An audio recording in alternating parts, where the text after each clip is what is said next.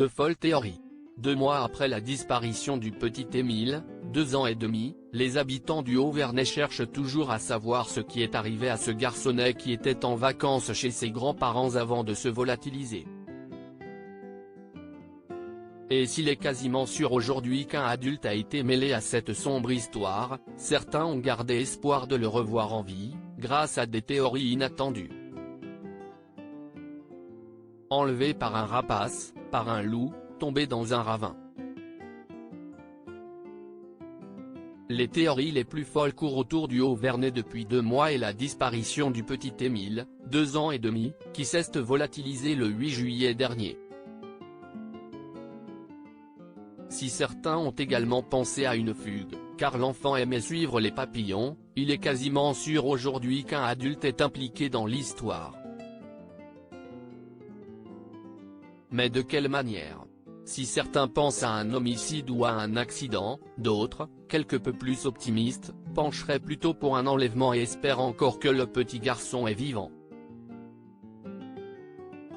Comme Gilles, l'un des habitants du Haut-Vernay, on se dit qu'il est peut-être quelque part, dans une famille. Un scénario improbable, presque fou, qui pourrait être celui d'un film, mais qui serait l'un des seuls où le petit Émile serait encore vivant. Pour le maire, François Balic, le petit garçon, en tout cas, n'est plus là.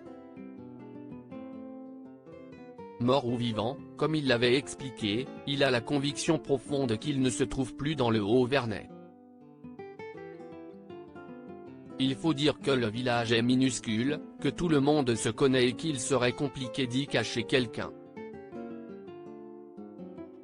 Inclus Edo géante, il faut se rendre à l'évidence qu'Émile n'est plus dans la commune. Je suis comme tous vos auditeurs, d'1, j'espère retrouver Émile vivant, et de 2, j'attends les résultats de l'enquête qui nous permettra de connaître la raison qui, à ce jour, est toujours aussi mystérieuse qu'au début, a-t-il d'ailleurs confié à nos confrères de la radio RTL. Alors, en attendant de comprendre, le village tente de se remettre sur pied. Mais rien n'y fait, les habitants, comme le décrivait un journaliste de Nice Matin présent sur place, vivent dans un Cluedo géant et se soupçonnent les uns les autres. On essaye de penser à autre chose, les gens sont toujours tracassés par cette histoire.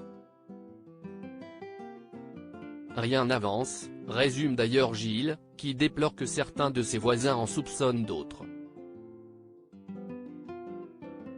Aujourd'hui, le temps est à la TNT, la vingtaine de gendarmes qui avaient été dépêchés sur place par les juges d'Aix-en-Provence sont en pleines investigations. En espérant que la vérité va finir par éclater.